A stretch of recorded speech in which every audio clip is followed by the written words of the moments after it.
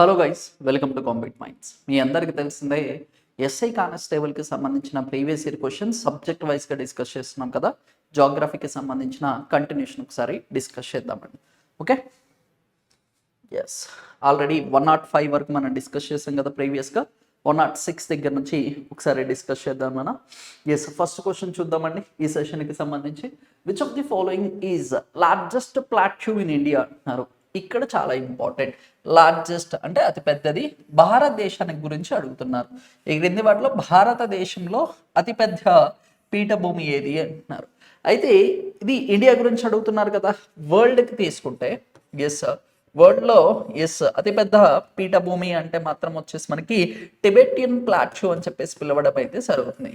దీన్నే world top roof అని చెప్పేసి కూడా పిలుస్తూ ఉంటారు. హైట్లో ఇదే పెద్దది కూడా ప్రపంచంలో అంటే టిబెటియన్ ప్లాట్యూ అని చెప్పేసి పిలుస్తాం. వేరాజ్ ఇండియాకి సంబంధించి అని అడిగితే ఇక్కడ మాల్వా ప్లాట్యూ అంటున్నాడు, వింధ్యాచల్ ప్లాట్యూ ఒకటి, దక్కన్ ప్లాట్యూ, చోటా నాగపూర్ ప్లాట్యూ. చోటా నాగపూర్ ప్లాట్యూ ఈ పేరులో ఉన్నది చోటా, చిన్నగా ఉంటుంది. ఓకేనా, అలా గుర్తుపెట్టుకోండి. ఓకేనా, మాల్వా ప్లాట్యూ ఫర్ ఎగ్జాంపుల్ ఇది మాల్వా ప్లాట్యూ అనుకుంటే ఇక్కడ బుందేల్ఖండ్ ప్లాట్యూ ఉంటుంది, దీని కింద బాదేల్ఖండ్ ప్లాట్యూ, ఇక్కడ మనకి చోటా నాగపూర్ ప్లాట్యూ. ఇది చోటా నాగపూర్ ప్లాట్యూ, ఇది వచ్చేసి మాల్వా ప్లాట్యూ, ఇది వచ్చేసి మనకి చెప్పుకోవాలి అంటే బాదేల్ఖండ్ ప్లాట్యూ, ఇది బుందేల్ఖండ్ ప్లాట్యూ అని చెప్పేసి పిలుస్తూ ఉంటాం. ఇవి నార్త్ ఇండియాకి సంబంధించి. ఈ మూడు కూడా చూసుకుంటే చిన్నగా ఉన్నాయా లేవా? ఎస్, ఇక్కడ డయాగ్రామ్లో కానీ మీరు వరల్డ్ మ్యాప్ ఇండియా మ్యాప్కి సంబంధించి చూసినా కానీ చిన్నగా ఉంటాయి. దీనికన్నా కింద చూసుకుంటే ట్రయాంగిల్ షేప్లో ఒకటి ఉంటుందిగా. ఎస్, దీన్ని డక్కన్ ప్లాట్యూ అని చెప్పేసి పిలుస్తుంటాం. దక్కన్ పీఠభూమి అని చెప్పేసి పిలవడం అయితే జరుగుతుంది. దీనికి సంబంధించి చెప్పుకోవాలి అంటే నియర్లీ 43% ఆఫ్ ఇండియాస్ ల్యాండ్, ఓకేనా, 43% భారతదేశానికి సంబంధించిన ల్యాండ్ ఎస్ ఎక్కడుందంట, డక్కన్ ప్లాట్యూలో ఉండడం అయితే సరే. ఈ Deccan plateau almost all it covers the 8 states అని చెప్పుకోవచ్చు. ఎన్ని రాష్ట్రాలని ఎస్ ఇది కవర్ చేస్తుంది అంటే 8 స్టేట్స్లో స్ప్రెడ్ అయ్యి ఉంది. 8 కూడా ఎలా చెప్తాము అంటే yes 4 major states, 4 minor states అని చెప్తాము. ఆంధ్రప్రదేశ్, తెలంగాణ, కర్ణాటక, మహారాష్ట్ర, ఈ 4 వచ్చేసి మేజర్ స్టేట్స్ అని చెప్తాం. మైనర్ స్టేట్స్కి సంబంధించి తమిళనాడు, కేరళం, ఓకేనా, కేరళ అనుకుంటున్నాడు, రీసెంట్గా పేరు మార్చారు కదా, కేరళం అని పిలవాలి. నెక్స్ట్ మధ్యప్రదేశ్, ఛత్తీస్గఢ్, ఇవి మైనర్ స్టేట్స్ అంట, అంటే తక్కువగా ఉంటుంది దక్కన్ ప్లాట్యూ. ఇవి వచ్చేసి మనకి ఎస్ మేజర్ స్టేట్స్ అని చెప్పేసి పిలవడం అయితే జరుగుతుంది. అంటే ఇప్పుడు ప్రకారం చూసుకోండి, ఇక్కడ మీరు డయాగ్రామ్లో అయినా ఇండియా మ్యాప్ అనేది మీకు అట్లీస్ట్ రఫ్గా అయినా గుర్తుండాలి. అది గుర్తున్న మీరు ఈజీగా ఆన్సర్ చేస్తారు. మాల్వా ప్లాట్యూ కాదు.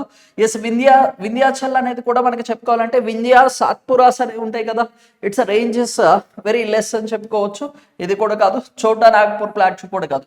మినరల్స్కి సంబంధించిన క్యాపిటల్ వచ్చేసి చోటా నాగపూర్ ప్లాట్యూ అని చెప్పేసి పిలుస్తూ ఉంటారు నాన్న, కాకపోతే అది కూడా కాదు. రిమైనింగ్ ఏంటండి, Deccan plateau will be the correct answer అని చెప్పుకోవచ్చు అండి. అప్రాక్సిమేట్గా దీనికి సంబంధించి చెప్పుకోవాలి అంటే yes 51 lakhs square kilometres. Okay, 51 lakh square kilometres వచ్చేసి ఇది స్ప్రెడ్ అయ్యి ఉండడం అయితే జరిగింది. ఎస్, ఈ పాయింట్ కూడా ఒకసారి క్లారిటీగా చూసుకోండి, ఇంపార్టెంట్ అని చెప్పుకోవచ్చు. Deccan plateau India's yes largest plateau, భారతదేశంలో అతిపెద్ద పీఠభూమి అంటే ఎస్ దక్కన్ పీఠభూమి అని చెప్పేసి పిలవడం అయితే జరుగుతుంది. ఇక్కడ వచ్చేసి మనకి వెస్టర్న్ ఘాట్స్ వరకు, ఇటు వచ్చే లోపలికి ఈస్టర్న్ ఘాట్స్, ఓకేనా, ఈస్టర్న్ ఘాట్స్ తూర్పు కనుమల వరకు, అంటే బే ఆఫ్ బెంగాల్ వరకు వచ్చేసి కూడా. ఎందుకు ఇక్కడ చెప్తా అంటే బే ఆఫ్ బెంగాల్ వరకు అనేది ఎస్ ఈ ఈస్టర్న్ ఘాట్స్ దగ్గర గ్యాప్ ఉంటుంది కదా, అందుకోసం up to Bay of Bengal వరకు వచ్చేసి ఎక్స్టెండ్ అయ్యి ఉండడం అయితే సరే. ఇది మనకి volcanic origin in the nature అని చెప్పేసి కూడా పిలుస్తామండి. ఓకేనా, అగ్ని పర్వతాలు విస్ఫోటన చెందడం వల్ల ఎస్ ఈ డక్కన్ ప్లాట్యూ అనేది ఏర్పాటు అవ్వడం అయితే జరిగింది.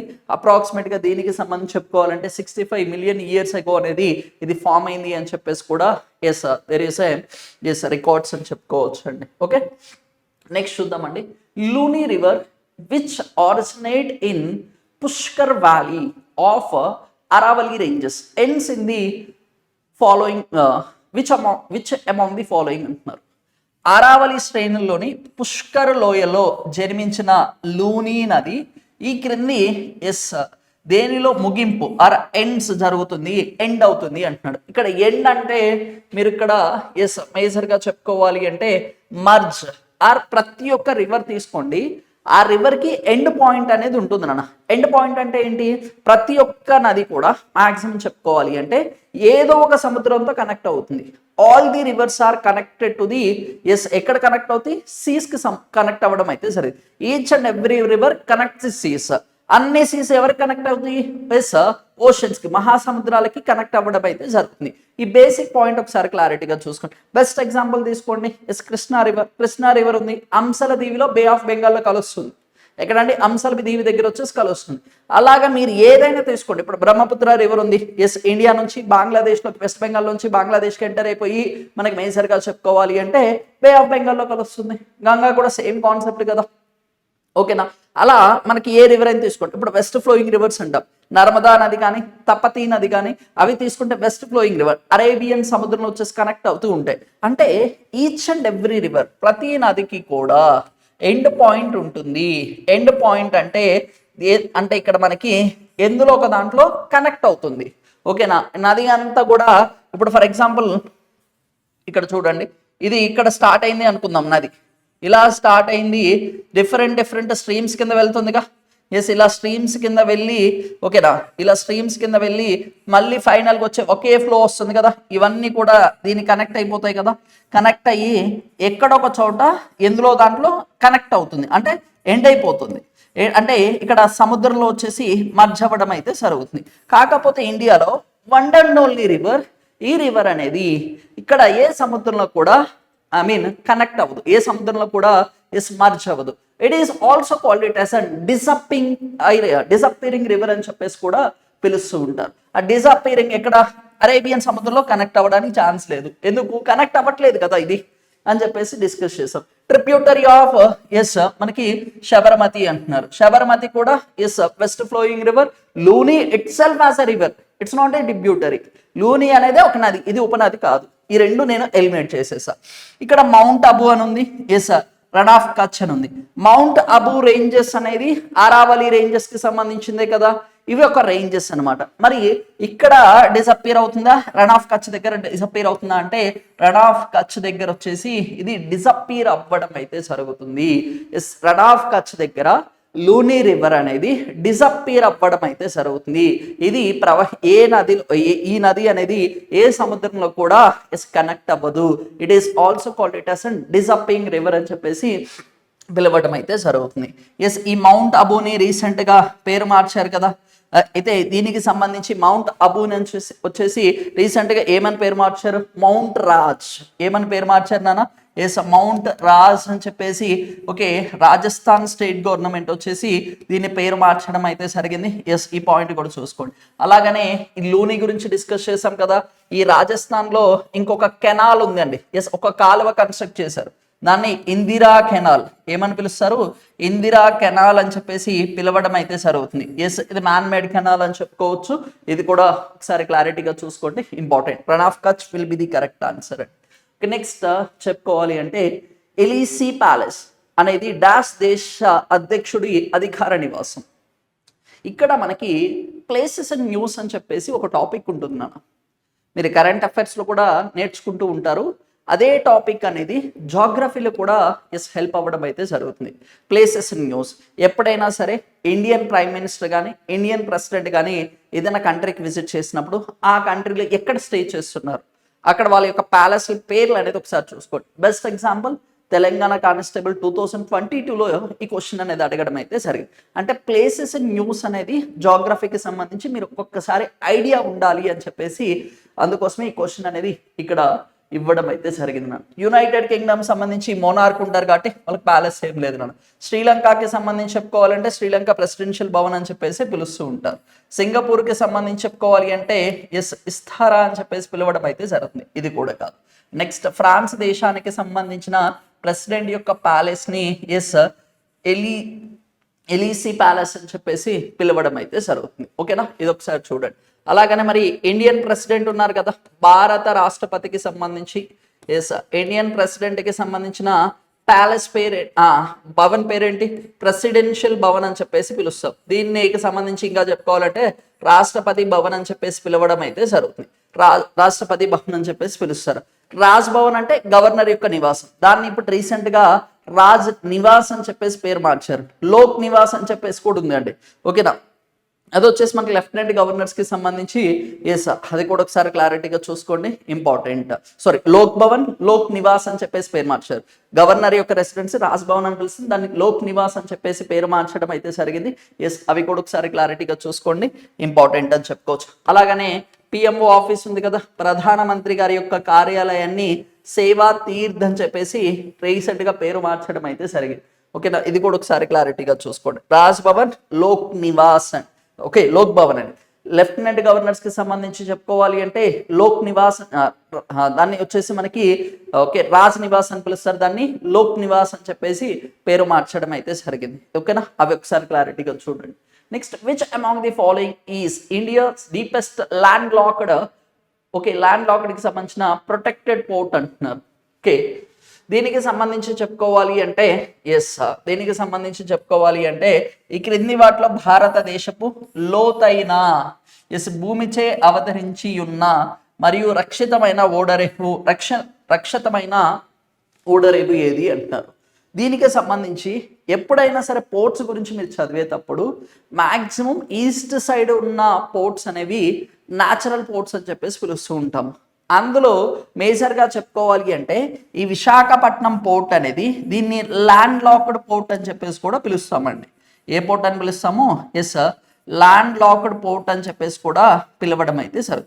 ఎందుకంటే ఇక్కడ ఇన్ జనరల్గా శాండ్ అనేది ఎక్కువ డిపాజిట్ అవ్వదు. ప్రతి ఒక్క పోర్ట్లో చూసుకుంటే ప్రతి ఒక్క పోర్ట్లో కూడా శాండ్ అనేది ఇసుక అనేది డిపాజిట్ అవుతూ ఉంటుంది.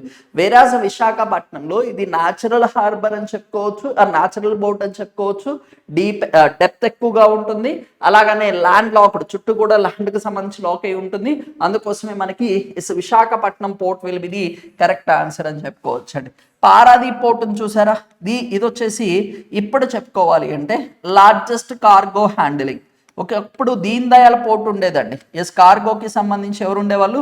దీన్ దయాల్ పోర్ట్ ఉండేది. ఇప్పుడు వచ్చేసి మనకి చెప్పుకోవాలి అంటే లార్జెస్ట్ కార్గో హ్యాండలింగ్ అంటే ఎస్ పారాదీప్ పోర్ట్ వచ్చేసి ఉండడం అయితే జరిగింది. పారాదీప్ పోర్ట్ ఎక్కడ ఉంది? ఎస్, ఒడిస్సాలో ఉండడం అయితే జరిగింది. ఓకేనా, అది కూడా ఒకసారి క్లారిటీగా చూడండి. Which of the following is not a tributary of Brahmaputra river అంటున్నారు. ఎస్, బ్రహ్మపుత్ర రివర్ కి సంబంధించి అడుగుతున్నారు నన్ను. బ్రహ్మపుత్ర రివర్ అనేది ఎస్, దీన్ని టిబెట్ రీజన్లో ఏమని పిలుస్తారు? ఎస్, టిబెట్కి సంబంధించి ఏమని పిలుస్తారు? ఎస్, సాంగ్పో. ఏమని పిలుస్తారు? సాంగ్పో రివర్ అని చెప్పేసి పిలవడం అయితే జరుగుతుంది. అయితే దీనికి సంబంధించి దిహాంగ్, ఓకే, లోహిత్, దిహాంగ్ ఒకటి, ఎస్ లోహిత్, ఇవి ట్రిబ్యూటరీస్ కదా, అరుణాచల్ ప్రదేశ్లోకి ఎంటర్ అవుతూ ఉంటాయి. తీస్తా is one of the tributary of Brahmaputra river. Manas is also one of the tributary of Brahmaputra river.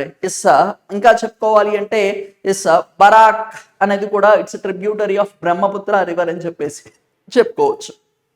డైరెక్ట్గా చేసేయచ్చు. ఇందాల మనం డిస్కస్ చేసాం, లూని ఎక్కడుంది? రాజస్థాన్. దీన్నే కదా డిజప్పీరింగ్ రివర్ అని చెప్పేసి పిలుస్తారు అని చెప్పేసి కూడా డిస్కస్ చేశాను కదా సెకండ్ క్వశ్చన్ దగ్గర. అంటే ఇది ఏ సముద్రంలో మెర్జ్ అవ్వదు అని చెప్పేసి. Yes, Luni is not a tributary of Brahmaputra river అని చెప్పేసి పిలవడం అయితే జరుగుతుంది. బ్రహ్మపుత్ర రివర్ ఫస్ట్ ఎంటర్ అయ్యే స్టేట్ ఏంటంటే ఎస్ టిబెట్ రీజన్ నుంచి అరుణాచల్ ప్రదేశ్లోకి ఎంటర్ అవ్వడం అయితే జరుగుతుంది. అయితే అస్సాంకి సంబంధించి దుఃఖదాయిని, అస్సాం స్టేట్కి సంబంధించి దుఃఖదాయిని అని చెప్పేసి దేని పిలుస్తారు? అస్సాంకి సంబంధించిన దుఃఖదాయిని, సారో రివర్ ఆఫ్ ఎస్ అస్సాం అంటే ఎవరిని పిలుస్తారండి? బ్రహ్మపుత్ర రివర్ని పిలవడం అయితే జరుగుతుంది. దీన్నే రెడ్ రివర్ అని చెప్పేసి కూడా పిలుస్తూ ఉంటారు. మేజర్గా కచరంగా నేషనల్ పార్క్లో ఫ్లడ్స్ రావడానికి one of the main reason yes ఈ బ్రహ్మపుత్ర రివర్ అని చెప్పేసి పిలవడం అయితే జరుగుతుంది నాన్న. ఎస్, ఈ బ్రహ్మపుత్ర రివర్ని వచ్చేసి పిలుస్తూ ఉంటాము. ఎస్, ఆ పాయింట్ చూసుకోండి. ఈ బ్రహ్మపుత్ర రివర్ ఏం చేస్తుంది అంటే వరల్డ్లోనే వరల్డ్స్ లార్జెస్ట్, ప్రపంచంలోనే అతిపెద్ద లార్జెస్ట్ రివరిన్ ఐలాండ్. ఏంటండి ఇది? రివరిన్ ఐలాండ్ అనే దాన్ని ఫామ్ చేయడం అయితే జరుగుతుంది. రివరిన్ ఐలాండ్ అనేది ఫామ్ చేసింది. దాన్ని ఏమని పిలుస్తారు? మజూలీ ఐలాండ్. ఏంటండి? మజూలీ ఐలాండ్ అని చెప్పేసి పిలవడం అయితే జరుగుతుంది. ఈ పాయింట్ కూడా ఒకసారి క్లారిటీగా చూసుకోండి. బ్రహ్మపుత్ర రివర్కి సంబంధించి ఇది కూడా ఇంపార్టెంట్ అని చెప్పుకోవచ్చు నాన్న. ఓకే, నెక్స్ట్ చూద్దామండి. Which of the following states or union territory is home to Pir Panjal ranges అంటున్నారు. మీరు 10th క్లాస్లో కూడా నేర్చుకుని ఉంటారండి. ఇండియా మ్యాప్కి సంబంధించిన పిర్పంజల్ రేంజెస్ ఎక్కడ ఉన్నాయి అని చెప్పేసి కూడా ఐ థింక్ మ్యాప్ పాయింటింగ్లో కూడా మీరు 10th క్లాస్లో మార్క్ చేసి ఉంటారు. కాకపోతే అంత డీటెయిల్ గుర్తున్నా లేకపోయినా అట్లీస్ట్ స్టేట్ వైజ్ అయినా వెళ్ళడానికి ట్రై చేయండి. అరుణాచల్ ప్రదేశ్ అంటే ఎస్ మిష్మీ హిల్స్ గుర్తున్నాయా? Yes Mishmi hills lesser Himalaya శివాలిక్స్కి సంబంధించి మనకి చెప్పుకోవాలి అంటే ఒక్కొక్క ప్రాంతాల్లో ఒక పేరుతో పిలుస్తుంటారు కదా, మిష్మీ హిల్స్ అనేవి అక్కడ. ఓకేనా. ఉత్తరాఖండ్ అంటే మీకు ఏం గుర్తుండాలి? నందాదేవి. ఎస్ నందాదేవి కదా Uttarakhand highest peak mountain. Yes అక్కడే కదా ఉంది. ఎస్ ఇది కూడా కాదు. ఓకేనా. అరుణాచల్ ప్రదేశ్ కూడా కాదు, ఉత్తరప్రదేశ్ కూడా కాదండి, రేంజెస్ తక్కువగానే. ఎస్ జమ్మూ అండ్ కాశ్మీర్లో వచ్చేసి ఉండడం అయితే జరుగుతుంది. Yes Pir Panjal ranges, Mahabharat ranges, Zanskar ranges ఇవన్నీ కూడా మనకి జమ్మూ అండ్ కాశ్మీర్కి సంబంధించి ఎస్ ఉండడం అయితే జరుగుతుంది. హిమాలయస్ చదివేటప్పుడు హిమాలయస్కి సంబంధించి ఎస్ రేంజెస్ అని ఉంటాయి నా రేంజెస్ పాసెస్ ఆ టాపిక్ ఒకసారి క్లారిటీగా చూసుకోండి, చాలా చాలా ఇంపార్టెంట్. మీరు ఏ గవర్నమెంట్ ఎగ్జామినేషన్స్ ప్రిపేర్ అయినా పాసెస్, రేంజెస్, హిల్స్ ఖచ్చితంగా ఇంపార్టెంట్. అలాగే అంతకుముందు మనకి మేఘాలయ గురించి బాగా అడిగేవారు నాన్న. మేఘాలయకి సంబంధించి ఒక క్వశ్చన్ బాగా రిపీటెడ్ క్వశ్చన్ ఎస్ఐ కానిస్టేబుల్లో కూడా ఏంటంటే మౌసన్ రామ్ అని చెప్పేసి హైయెస్ట్ ప్రెసిపిటేషన్ అవుతుంది కదా, అది ఏ రేంజెస్లో ఉందని చెప్పేసి అడిగారు. కాశీ ఘారో అని చెప్పేసి కాశీ హిల్స్ అని చెప్పేసి ఇచ్చేవాడు అనమాట. గారో జేతియా హిల్స్ అని చెప్పేసి అవి ఆ హిల్ రేంజెస్ ఎక్కడ ఉన్నాయి? మేఘాలయలో ఉండడం అయితే జరిగింది. హైయెస్ట్ ప్రెసిపిటేషన్ ఎక్కువ వర్షపాతాన్ని రిసీవ్ చేసుకున్న స్టేట్ అంటే మేఘాలయ. అంతకుముందు చిరుపుంజి అనే వాళ్ళని చిరుపుంజి కాదన్నా మౌసన్ రామ్ అని చెప్పేసి పిలవడం అయితే జరుగుతుంది. ఓకేనా, అదొకసారి క్లారిటీగా చూసుకోండి. కార్డమాన్ హిల్స్, యాలకుల కొండలు కేరళ అని చెప్పేసి అలా డిఫరెంట్ రేంజెస్ ఒక్కొక్క ప్రాంతాల్లో ఒక పేర్లతో పిలుస్తారు కదా మౌంటైన్ సంబంధించి అవి ఒకసారి చూసుకోండి. Next which state is the largest producer of chilli in India అంటున్నారు. భారతదేశంలో మిరపకాయ అత్యధికంగా పండించే రాష్ట్రం ఏది అంటున్నారు. ఎస్ తెలంగాణ లేదు ఆప్షన్. ఓకేనా. కర్ణాటకనా కాదు, కేరళనా కాదు. స్పైసెస్కి సంబంధించి చాలా మంది కేరళ అనుకుంటారు, కాదు. గుజరాతా కాదు, ఆంధ్రప్రదేశ్ అండి. ఆంధ్రప్రదేశ్లో ఎక్కడ ఎక్స్పెసిఫిక్గా చెప్పుకోవాలి అంటే ఎస్ గుంటూరు. గుంటూరు కారం సినిమా కూడా వచ్చింది కదా, అలా గుర్తుపెట్టుకోండి. గుంటూరు వచ్చేసి హైయెస్ట్ చిల్లీ ప్రొడక్షన్ అని చెప్పుకోవచ్చు అండి. ఓకే, ఏషియాలోనే లార్జెస్ట్ చిల్లీకి సంబంధించిన మార్కెట్ ఎస్ గుంటూరులోనే ఉండడం అయితే జరిగిందండి. ఓకేనా. ఎన్టీఆర్ వ్యవసాయ మార్కెట్ అని చెప్పేసి పిలుస్తూ ఉంటారు. ఓకేనా. నల్లపాటికి ఎంటర్ అవుతుంటే స్టార్టింగ్లోనే ఉంటుంది అనమాట అది. ఓకేనా. మనం వెళ్తే ఇప్పుడు జనరల్గా ఎస్ ఒక 10-15 రోజులు సిటీలో ఉన్న వాళ్ళు అక్కడికి వెళ్తే చాలు, ఆ బస్సులో వెళ్తున్నా కానీ ఒక 5-10 నిమిషాలు ఖచ్చితంగా తుమ్ముతారు నాన్న, అంతా వస్తుందన్నమాట ఘాట్ అనేది. ఓకేనా. మరి గుంటూరు వచ్చినప్పుడు తెలియాలి కదా కారం అనేది అని. ఓకేనా. ఎవరైనా వెళ్తే ఎక్స్పీరియన్స్ చేయాలనుకుంటే అక్కడికి వెళ్ళండి నా, అది కూడా సమ్మర్ టైంలో వెళ్ళండి, ఇంకా బాగుంటుంది అనమాట. ఇక్కడ నుంచి 1 కిలోమీటర్ నుంచి 2 కిలోమీటర్ల వరకు కూడా ట్రాక్టర్స్, లారీస్ అన్ని కూడా స్టాక్ కోసం అక్కడ వెయిట్ చేస్తూ ఉంటాయి అనమాట. ఎర్లీ మార్నింగ్ మార్కెట్కి పంపించాలి అని చెప్పేసి నైటే వచ్చేసి. Next arrange the following statements in descending order in sharing volume of Kaveri river water అంటున్నారు. కావేరీ రివర్ వాటర్కి సంబంధించి యూసేజ్ని బేస్ చేసుకొని అడుగుతున్నారు. ఎస్ ఇక్కడ ఏం అడుగుతున్నారు? యూసేజ్ని బేస్ చేసుకొని అడగడం అయితే జరుగుతుంది. కావేరీ రివర్ ఎస్ మనకి సౌత్ ఇండియాకి సంబంధించిన రివరే కదా. ఎస్ దీనికి సంబంధించి చెప్పుకోవాలి అంటే కర్ణాటక 284,000 క్యూబిక్ 1000 మనకు వచ్చేసి క్యూబిక్ మిలియన్ మీటర్స్ వచ్చేసి యూజ్ చేసుకోవడం అయితే జరుగుతుంది. వేరాజ్ తమిళనాడుకు వచ్చే లోపలికి ఇది 400+ ఉందండి. తమిళనాడుకి సంబంధించి 400+ వచ్చేసి ఉండడం అయితే సరే. చాలా మంది రెండింటి దగ్గరే మాక్సిమం కన్ఫ్యూజ్ అవుతూ ఉంటారు నన్ను. అయితే కేరళం అనేది చెప్పుకోవాలి అంటే ఇప్పుడు పేరు మార్చారు, దీన్ని కేరళం అని చెప్పేసి పిలవాలి. 30 వచ్చేసి 1000 క్యూబిక్ మీటర్స్ వచ్చేసి యూజ్ చేసుకోవడం అయితే జరుగుతుంది. పుదుచ్చేరి యూనియన్ టెరిటరీ 7 మాత్రమే అని చెప్పుకోవచ్చు అండి. ఇందులో ఇప్పుడు హైయెస్ట్ ఏంటి? తమిళనాడు. తమిళనాడు అంటే మనకి ఫస్ట్ ఏముండాలి? 2 ఉండాలి. ఇక్కడ ఉంది, ఇక్కడ ఉంది. నెక్స్ట్ ఎవరు ఉండాలి? కర్ణాటక ఉండాలి. ఇక్కడ ఉంది, ఇక్కడ కూడా ఉంది.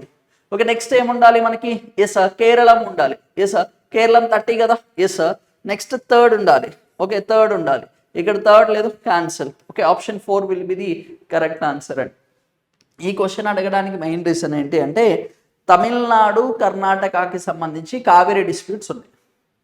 ఆంధ్రాకి తెలంగాణకి సంబంధించి ఎలా అయితే కృష్ణా వాటర్ బోర్డ్ అని చెప్పేసి ఏర్పాటు చేసే డిస్టర్బెన్స్ ఎలా అయితే ఉందో సేమ్ ఇదే కాన్సెప్ట్ అనమాట.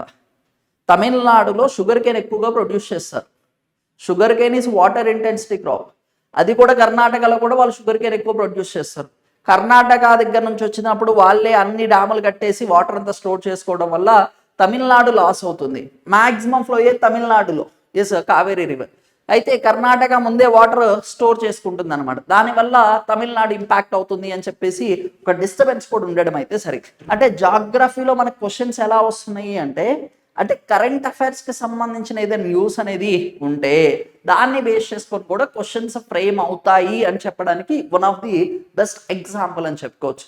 దట్ టు యాజ్ ఎక్స్పెషల్గా రివర్ సిస్టమ్ గురించి మీరు రివర్స్ గురించి చదువుకున్నప్పుడు రివర్స్కి సంబంధించి కరెంట్ అఫైర్స్కి సంబంధించి ఏమైనా డిస్ప్యూట్స్ ఉంటే ఆ రివర్కి సంబంధించి ఎక్స్పెషల్గా కాన్సన్ట్రేట్ చేయండి.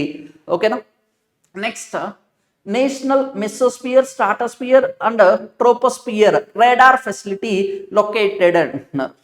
ఓకేనా. జాతీయ mesosphere, stratosphere, troposphere radar facility ఈ క్రింది పట్టణంలో ఉంది అంటున్నారు.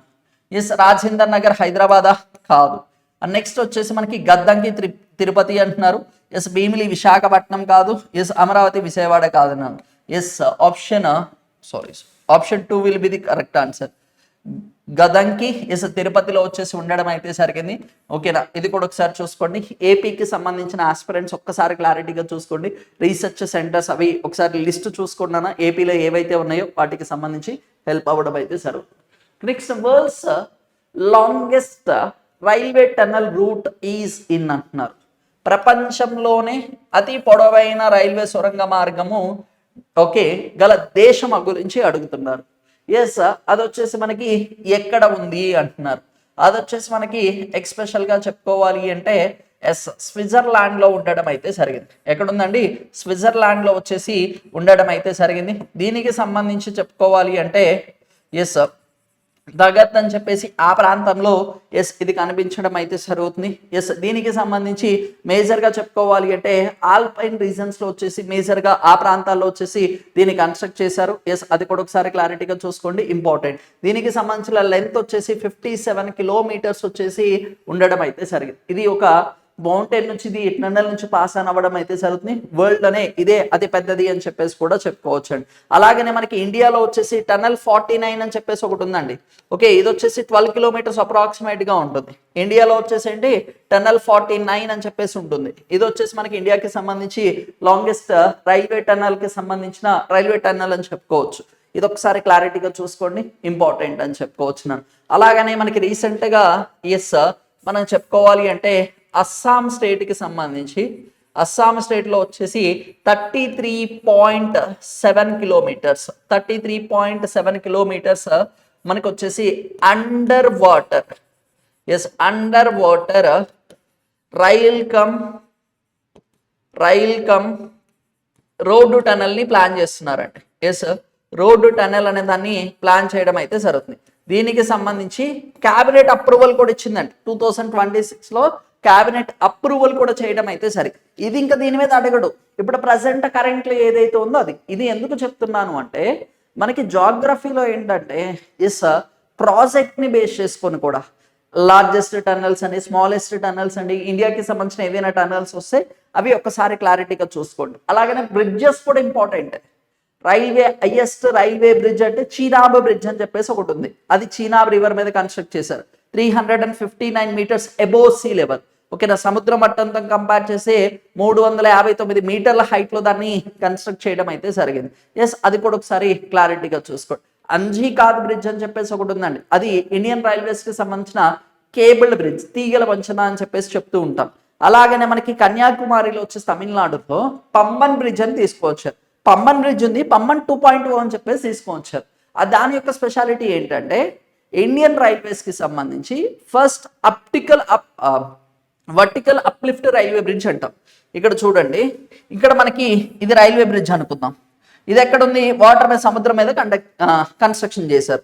మరి సముద్రంలో షిప్స్ వస్తూ ఉంటాయి కదా, మరి షిప్స్ పాస్ అవ్వాలంటే రైల్వే ట్రాక్ అడ్డు ఉంటుంది కదా. అలాంటి ఇక్కడ దీన్ని మొత్తాన్ని లేపేస్తారండి. అంటే ట్రైన్ షిప్ వచ్చినప్పుడు దీన్ని లిఫ్ట్ చేస్తారనమాట. మనకి సినిమాల్లో చూస్తూ ఉంటాం కదా, ఇలా ఉన్న బ్రిడ్జ్ కాస్త ఇలా లిఫ్ట్ చేస్తారు. ఇలా ఉంచుతారు. ఆ షిప్ అనేది ఇలా పాస్ ఆన్ అవుతుంది. షిప్ వన్స్ పాస్ ఆన్ అయిపోయిన తర్వాత మళ్ళీ దీన్ని ల్యాండ్ చేస్తారనమాట. అయితే ఇక్కడ బ్రిడ్జ్ కమ్ పాసెస్ కి సంబంధించి తీసుకువచ్చారు. అది పంబన్ బ్రిడ్జ్ 2.0 అని చెప్పేసి పిలుస్తూ ఉంటాం. ఇండియన్ రైల్వేస్ ఫస్ట్ మనం చెప్పుకోవాలి అంటే వర్టికల్ అప్లిఫ్ట్ రైల్వే బ్రిడ్జ్ అని చెప్పేసి పిలుస్తారు. అది పంబన్ బ్రిడ్జ్ అన్న, అది కూడా గుర్తుండాలి.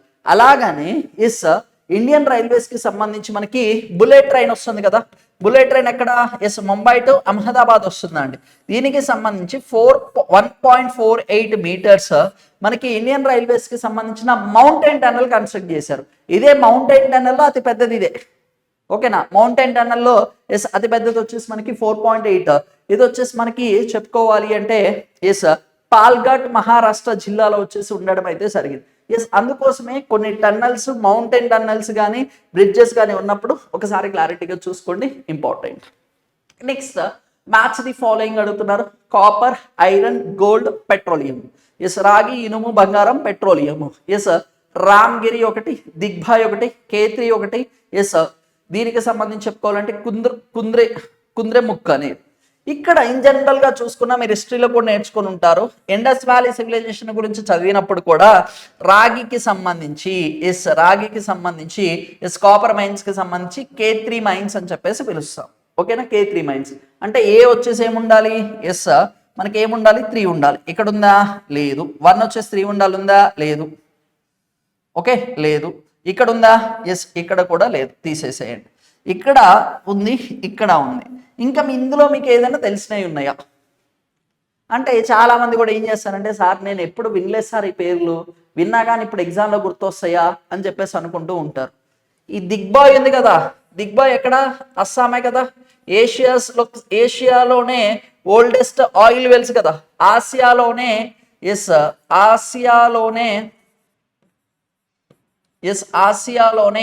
పురాతనమైన ఆయిల్ వెల్స్ కదా ఇది. చమురుకి సంబంధించిన బావులు కదా ఇవి. దిగ్బాయ్ గుర్తొచ్చిందా ఇప్పుడు ఏమన్నా? అంటే ఇది పెట్రోలియంకి సంబంధించిందే కదా. అంటే ఇప్పుడు చూడండి, ఈజీ అవుతుంది. 4 వచ్చేసి ఏముండాలి మనకి? 2 ఉండాలి. 4 వచ్చేసి ఏముండాలన్నా 2 ఉండాలి. ఇక్కడ ఉందా? లేదు, 1 ఉంది. ఇక్కడ 4 ఏముంది?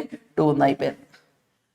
మ్యాచింగ్ క్వశ్చన్స్ వచ్చినప్పుడు ఒకసారి మీరు క్లియర్గా చూడండి. నాకు ఇక్కడ 2 ఆప్షన్స్ నేను చూశాను, మిగిలిన దాని సంగతి వదిలేసేయండి. అంటే ఇలా అన్నిసార్లు వర్కౌట్ అవుతుందా అని నేను చెప్పనులే, కానీ కాకపోతే ఇక్కడ ఏంటంటే మీరు ఇలాంటి టెక్నిక్స్ కూడా ఫాలో అవచ్చు. మీరు నేర్చుకుందే దిగ్బాయ్ అస్సాంలో ఉన్నాయి ఆయిల్ వెల్స్, ఆసియాలోనే పురాతనమైనవి అని చెప్పేసి. ఓకేనా?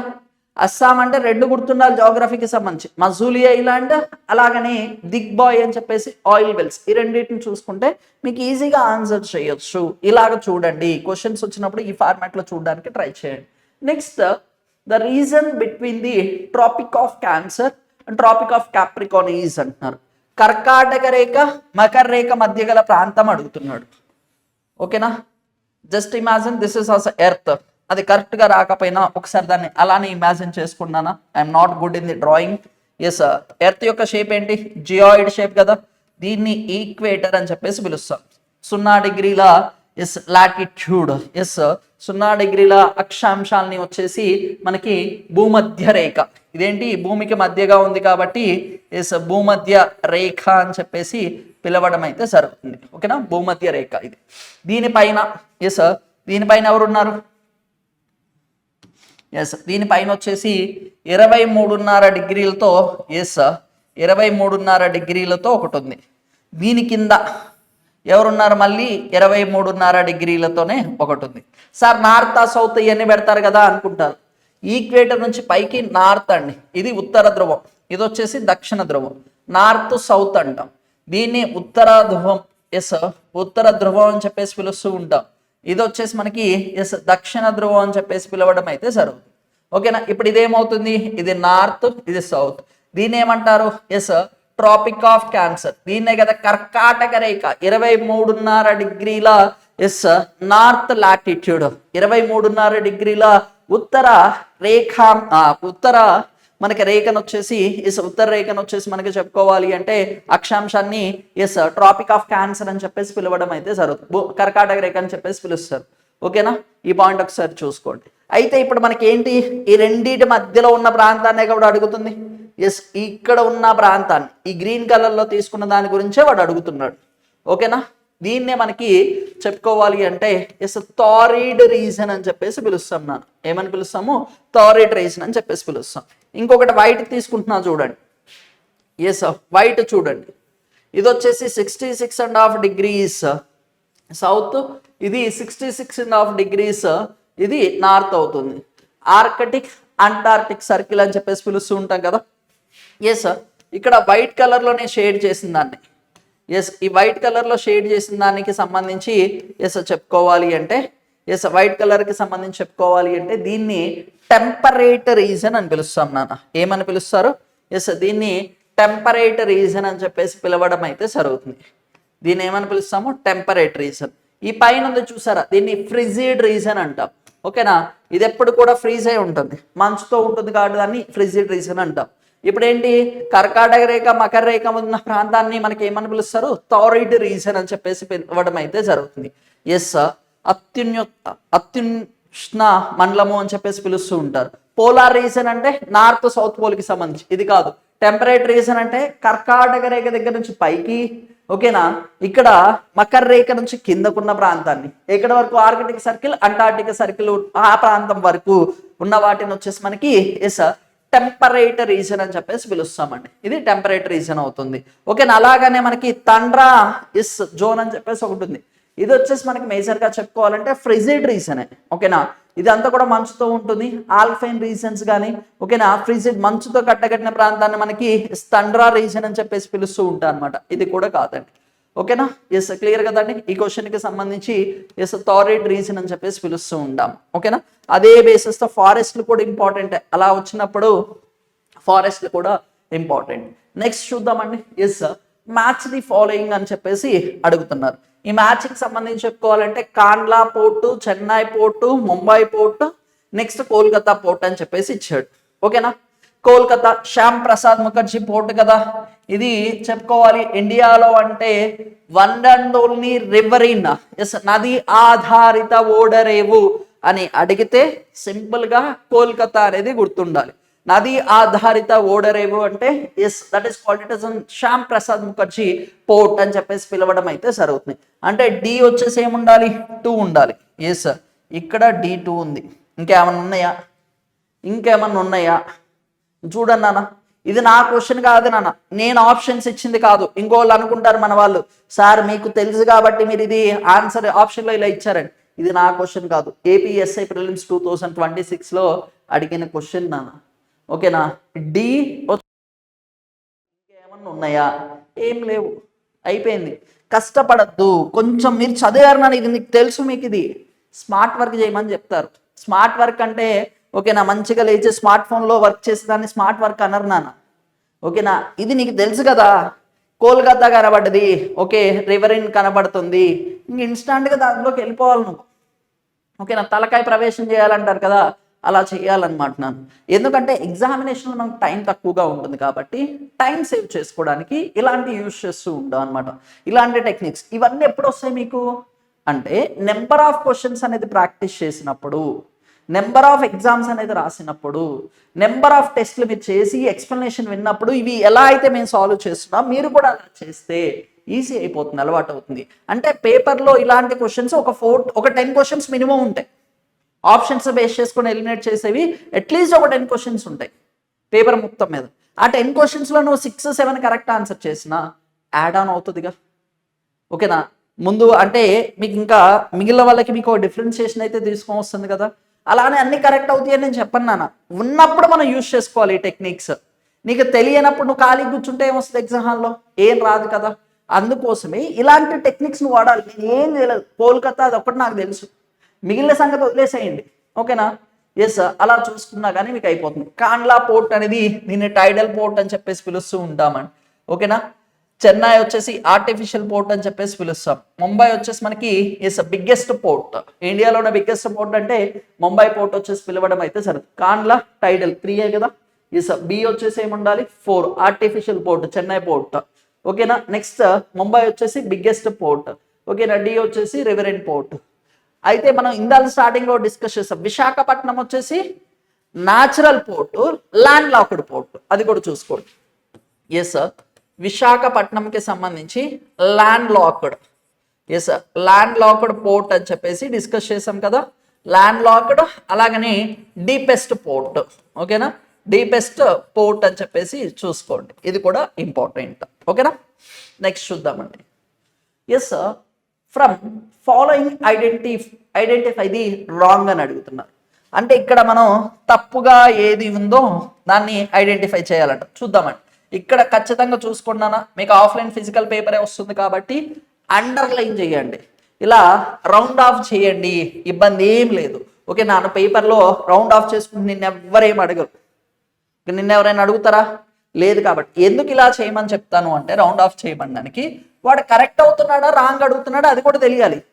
ఎందుకంటే రీసెంట్గా మనకి కరెక్ట్ స్టేట్మెంట్ ఏంటి, రాంగ్ స్టేట్మెంట్ ఏంటి అని చెప్పేసి కూడా అడుగుతున్నారు. కాబట్టి అందుకోసం which is correct, which is not correct అనేది కూడా క్వశ్చన్ తెలియాలి.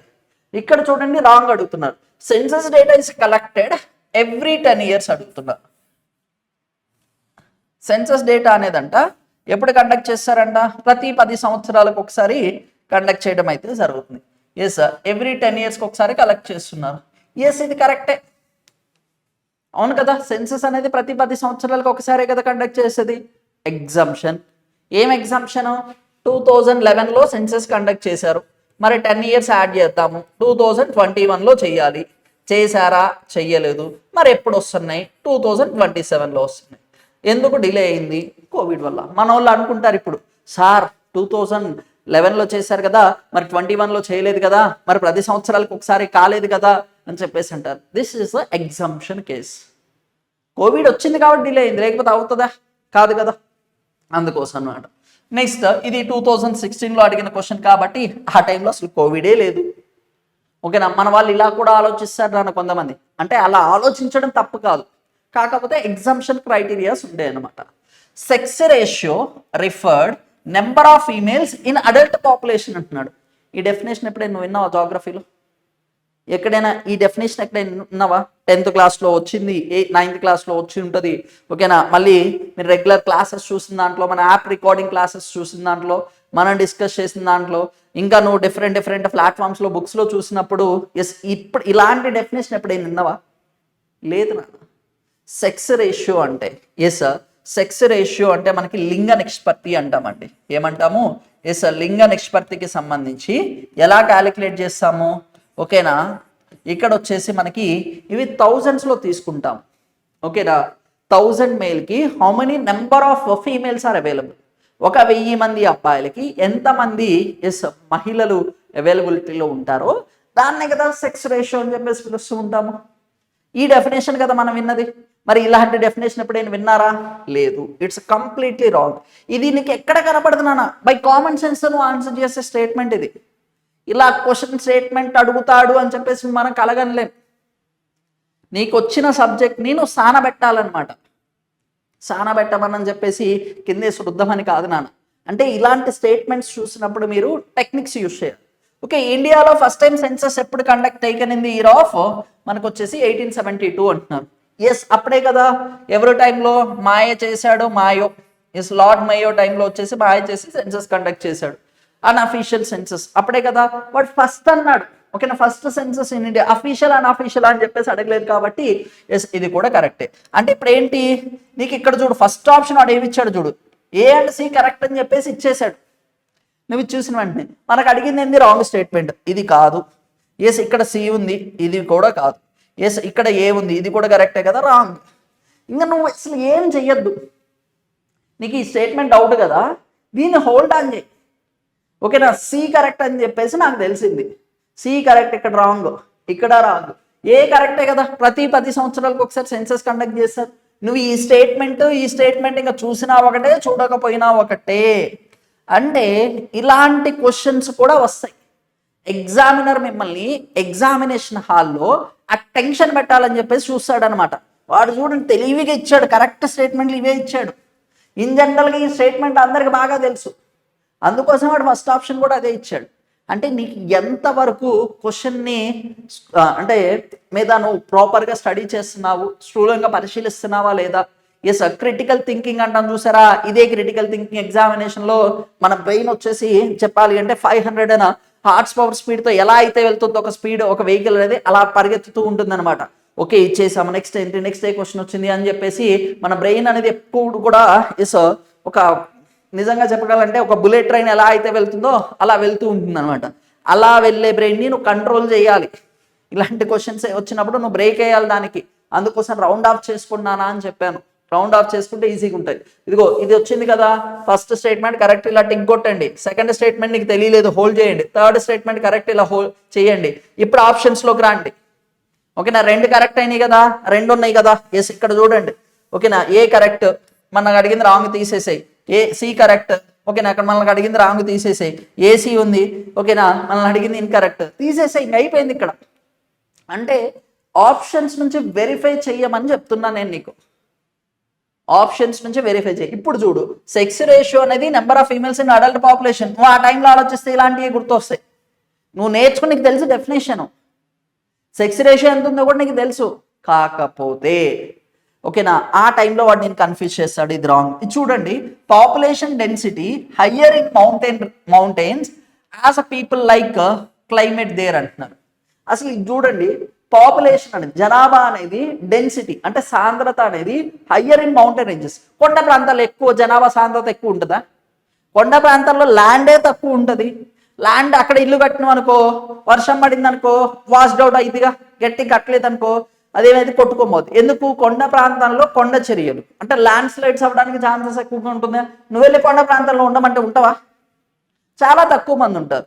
సార్ ఉంటాం సార్, మేము మంచిగా ఒక హౌస్ కట్టుకొని ఆడ ఎస్ ఉంటాను సార్, ఒక 5-10 రోజులు ఉంటావు నాన్న, తర్వాత నీకు సినిమా అంతా అర్థమైంది, ఇది మనకు కరెక్ట్ ప్లేస్ కాదు. ఎప్పుడైనా అకేషన్కి వెళ్తే బాగానే ఉంటుంది. ఓకేనా, జమ్మూ అండ్ కాశ్మీర్ ఉంది, మనాలి ఉంది, ఒక 5-6 రోజులు ఉండమంటే నువ్వు ఉంటావు, కానీ రెగ్యులర్గా అక్కడే ఉండమంటే ఉండగలవా? లేదు. అక్కడ నువ్వు అంతా కూడా ఇక్కడ చికెన్లో మటన్లో డిఫరెంట్ కర్రీస్ తిని అక్కడ పోయినాక అన్ని దొరుకుతాయా? దొరికిన కాస్ట్ ఎలా ఉంటుంది? డబుల్ ఉంటుంది. ఓకేనా, కొండ ప్రాంతాల్లో పాపులేషన్ డెన్సిటీ తక్కువగా ఉంటుంది. అందుకోసం నార్త్ ఈస్టర్న్ స్టేట్స్ తీసుకోండి, అంతా కూడా హిల్లీ రీజన్, పాపులేషన్ తక్కువగా ఉంటుంది. వేరే సౌదర్న్ స్టేట్స్ తీసుకోండి, ప్లెయిన్గా ప్లాట్యూ రీజన్ ఇది. ఓకేనా, పీఠభూమి కాబట్టి జనాభా ఎక్కువగా కనబడుతూ ఉంటుంది. అలాగే మనం డెల్టా రీజన్ చూసుకున్న నార్త్ ఇండియా అంతా కూడా మనకి yes Malwa plateau, Bundelkhand plateau, Baghelkhand plateau, Chotanagpur plateau, ఆ ప్రాంతాల్లో కూడా పాపులేషన్ ఎక్కువగా ఉందా లేదా? ప్లాట్యూ రీజన్స్ దగ్గర ఎక్కువగా కనబడుతూ ఉంటుంది పీఠ భూములు. అలాగనే ప్లెయిన్స్ మైదానాల దగ్గర కూడా, మైదానాల్లో ఎక్కువ ఉంటుందండి, పీఠభూముల కన్నా మైదానాల్లో ఎక్కువగా ఉంటుంది. అందుకోసం ఇండో గాంగటిక్ ప్లెయిన్ ఉంది కదా, ఎస్ ఆ మైదానంలో ఎక్కువ పాపులేషన్ అక్కడే కదా, ఉత్తరప్రదేశ్లో ఎక్కువ ఉంది కాబట్టి ఎస్ ఆ ప్రాంతాన్ని తీసుకోవచ్చు అనమాట. ఓకేనా, ఇవి ఒకసారి క్లారిటీగా చూసుకోండి. ఈ క్వశ్చన్కి వచ్చేసి okay B and D will be the correct answer.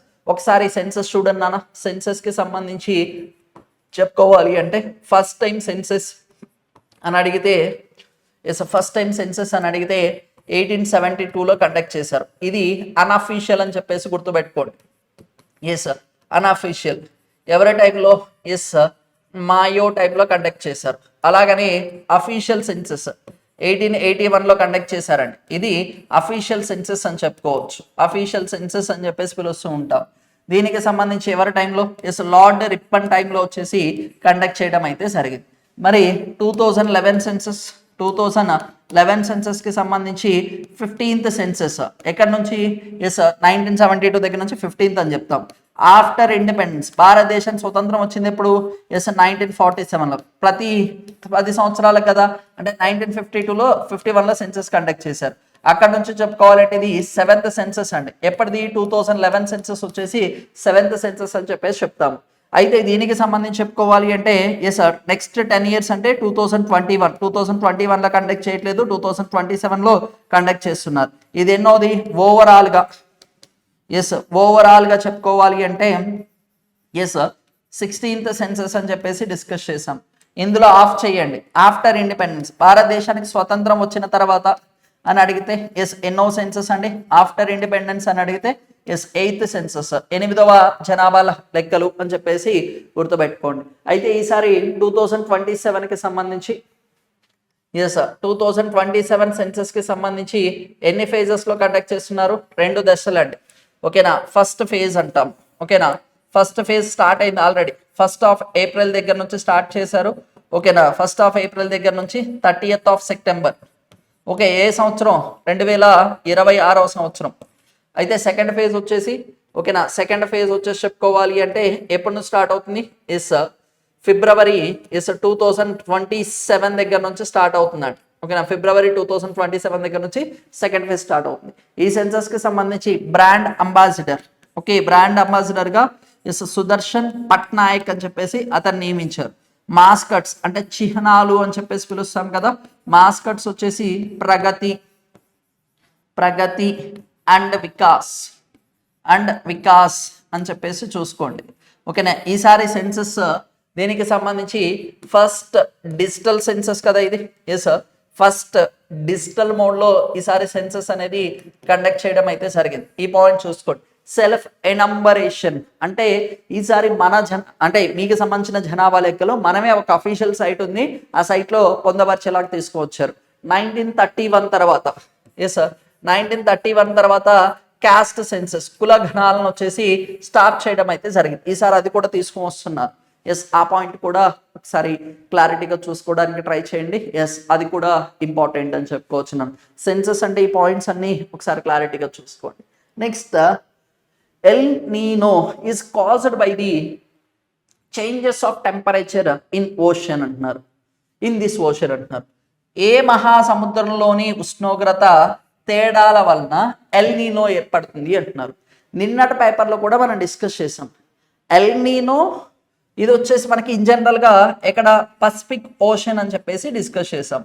ఈ పసిఫిక్ ఓషన్లో ఇది వచ్చేసి కోల్డ్ కరెంట్ అంటే మళ్ళీ మీరు వేరేది అనుకోమాకండి, ప్రవాహము అని చెప్పేసి డిస్కస్ చేశానండి. ఓకేనా, కోల్డ్ కరెంట్ శీతల ప్రవాహము అని చెప్పేసి డిస్కస్ చేసాం. ఈ శీతల ప్రవాహం అనేది వామ్ అవుతుంది. ఇదేమవుతుంది, ఉష్ణ ప్రవాహం కింద ఏర్పడుతుంది, వామ్ కరెంట్ అవుతుంది. ఎప్పుడు ఎల్ నీనో వచ్చినప్పుడు. ఎప్పుడు నానా, ఎల్ నీనో వచ్చినప్పుడు. ఈ ఫినామినా ఈ ఎల్ నీనోకి సంబంధించి ఐడెంటిఫై చేసింది పెరువియన్ కి సంబంధించిన ఫిషర్ మ్యాన్స్ ఐడెంటిఫై చేయడం అయితే జరిగింది. అది లాస్ట్ క్లాస్లో మనం ఆ ఫినామినా అంతా కూడా డిస్కస్ చేశారండి. కోల్డ్ కరెంట్ అనేది వామ్ కరెంట్ అవుతుంది. ఆ టైంలో సముద్రం అనేది ఎక్కువగా మేజర్గా చెప్పుకుంటే స్టెబిలిటీ మిస్ అవుతూ ఉంటుంది. ఆ స్టెబిలిటీ లేకపోవడం వల్ల ఊపులాటలు అంటాం కదా, ఇవి ఎక్కువగా వస్తూ ఉంటాయి. దానివల్ల మనకి అగ్రెసివ్గా ఉంటుందండి. సముద్రం అనేది ఎలా ఉంటుందంటే ఓషన్ అగ్రెసివ్గా ఉంటుంది. ఆ అగ్రెసివ్నెస్ అనే దాన్ని ఎల్ నీనో ఎఫెక్ట్ అని చెప్పేసి పిలుస్తూ ఉంటారు. ఏ సముద్రంలో ఏర్పడుతుంది ఇది? పసిఫిక్ సముద్రం అని చెప్పేసి చూసుకోండి, ఇంపార్టెంట్. నెక్స్ట్ చూద్దామండి. ఎసర్షన్ అడుగుతున్నారు. The central part of Deccan plateau receive less rainfall అంట. ఓకేనా, సెంట్రల్ ప్లాట్ అంటే సెంట్రల్ దక్కన్ పీఠభూమి మధ్య భాగంలో వర్షపాతం తక్కువ. ఎస్, చూద్దామండి. Next, okay, the wind side of mountain ranges receives heavy rainfall అంటున్నారు. పర్వతానికి పవననాభిముఖ దిశ అంటే విండ్వర్డ్ డైరెక్షన్ వర్షపాతం ఎక్కువగా ఉంటుంది అంటున్నారు. వర్షపాతం ఎక్కువ అంటున్నాడు. దీనికి సంబంధించి ఏంటి, ఇక్కడ మీరు ఇంకొక పాయింట్ చూడండి. సౌత్ వెస్ట్ మాన్సూన్స్ ఎగ్జాంపుల్గా తీసుకుందాం. సౌత్ వెస్ట్ మాన్సూన్ మనకి చెప్పుకోవాలి అంటే తమిళనాడుకి సంబంధించి రెయిన్ షాడో రీజన్, ఆంధ్రప్రదేశ్కి సంబంధించి Rayalaseema reason rain shadow reason, తెలంగాణకి సంబంధించి చెప్పుకోవాలి అంటే నల్గొండ ఆ ప్రాంతం అంతా కూడా రెయిన్ షాడో రీజన్. ఇది డెక్కన్ ప్లాట్యూలోనే కదా. ఈ బెల్ట్ చూసుకోండి, సెంటర్ వస్తుందా రావట్లేదా? బెల్ట్ సెంటర్ వస్తుందా రావట్లేదు? ఇట్లా క్లారిటీగా చూసుకోండి. చెన్నై, రాయలసీమ, నల్గొండ అంటే ఇలా పైకి ఒక లైన్ లాగా తీసుకుంటే సెంటర్ లైనే వస్తుంది కదా. ఎస్, ఏంటి అక్కడ central part of the Deccan plateau receives the less rainfall. Assertion easy correct అని చెప్పుకోవచ్చు. ఎసర్షన్ ఏం చెప్పుకోవచ్చు నాన్న? కరెక్ట్ అని చెప్పేసి చెప్పుకోవచ్చు. మరి ఇక్కడ చెప్పుకోవాలి రీజన్ ఏమంటున్నాడు? విండ్వార్డ్ సైడ్ ఆఫ్ మౌంటైన్ రేంజెస్ అంటే ఇక్కడ మనకి చెప్పుకోవాలి అంటే పవన నాభిముఖ దశ అంటే విండ్ ఎట్ సైడ్ అయితే బ్లో అవుతుందో వీస్తుందో అంటే ఆ విండ్ అనేది ఎట్ సైడ్ అయితే వస్తుందో అటు సైడ్ అంట రేంజెస్ అనేది హెవీ రైన్ఫాల్ అనేది తీసుకుంటుంది. మౌంటైన్ రేంజెస్ అటు సైడ్ అంటే విండ్ ఎటైతే ఫ్లో అవుతుందో అటుకి సంబంధించిన మౌంటైన్కి సంబంధించి ఆ ప్రాంతంలో ఎక్కువ వస్తుంది. అంతే కదా, విండ్తో పాటే కదా మనకి క్లౌడ్స్ వచ్చాయి. గాలి వస్తేనే కదా మనకి మేఘాలు వచ్చాయి, లేకపోతే నార్మల్గా వస్తాయా? రావు కదా. విండ్తో పాటే అలా క్లౌడ్స్ అనేది పాస్ ఆన్ అవుతూ ఉంటాయి. Yes, second reason is also correct. Is there any relation? ఉందా లేదా? Yes, relation is there. Deccan plateau గురించి అడుగుతున్నాడు. Yes, windward direction of mountain గురించి అడుగుతున్నారు. Yes, both the statements are true. R is the correct explanation of A. Yes, ఈ రెండు కూడా మనకి ఏం చెప్తున్నారు? ప్రెసిపిటేషన్, రైనింగ్ గురించే కదా. ఇది మాట్లాడినా రైనింగ్ గురించే, అది కూడా రైనింగ్ గురించే. ప్రెసిపిటేషన్, వర్షపాతంకి సంబంధించి. Is the relation. Then both assertion and reason are correct. Or is A is the correct explanation of S R అని చెప్పుకోవచ్చు. నెక్స్ట్ చూద్దామండి. Among the following, choose the correct pair of rivers and tributaries అంటున్నారు. ఈ క్రింది వాణిలో నది ఉపనది యొక్క సరైన జంటని ఎన్నుకున్నాము అంటున్నారు. అంటే ఇక్కడ ఏమడుగుతున్నాడు? కరెక్ట్ పేరు. ఇలాంటివి వచ్చినప్పుడు మీరు ఏం చేయాలి? ఫస్ట్ ఓకేనా, సరైన జంట, ఆ జంట ఏందో చూద్దామండి. దీన్ని ఫస్ట్ అండర్లైన్ చేసుకోండి. ఓకేనా. నెక్స్ట్ చూద్దామండి. ఇండస్ అంటున్నాడు, యమునా రివర్. ఇది యమునా అనేది ఏ నదికి సంబంధించిన ఉపనది? గంగాకి సంబంధించింది కదా. ఎస్, గంగా నదికి సంబంధించింది కదండి. ఎస్, గంగా నదికి సంబంధించింది కాబట్టి ఇది రాంగ్. తుంగభద్ర, తుంగభద్ర వచ్చేసి ఇది కృష్ణా రివర్కి సంబంధించింది. ఎవరికి సంబంధించింది నాన్న? కృష్ణా రివర్కి సంబంధించి. ఇది కూడా రాంగ్. మహానంది, ఎస్, ఇది వచ్చేసి మనకి చెప్పుకోవాలి అంటే శబరి అంటున్నారు. శబరి వచ్చేసి ఇది గోదావరి నదికి సంబంధించింది. ఎస్, గోదావరికి సంబంధించిన నది. ఇది కూడా రాంగ్. మనకు అడిగింది ఏంటి? కరెక్ట్. ఇది వచ్చేసి మనకి దామోదర్, దామోదర్, గండక్, అలాగనే మనకు వచ్చేసి గోమతి, కాశీ, యమున. ఓకేనా, ఇవన్నీ కూడా ఎవరికి సంబంధించింది? గంగా రివర్కి సంబంధించిన ఉపనదులు అని చెప్పుకోవచ్చు నాన్న. ఎస్, గంగా నదికి సంబంధించి ఉపనది. ఆ యమున కూడా గంగా నదికి సంబంధించిన ఉపనది. ఓకేనా, గండకు, ఘాసి, గోమతి. ఓకేనా, ఎక్స్పెషల్గా మనకి చెప్పుకోవాలంటే యమున ఒకటి. ఎస్, యమున ఒకటి.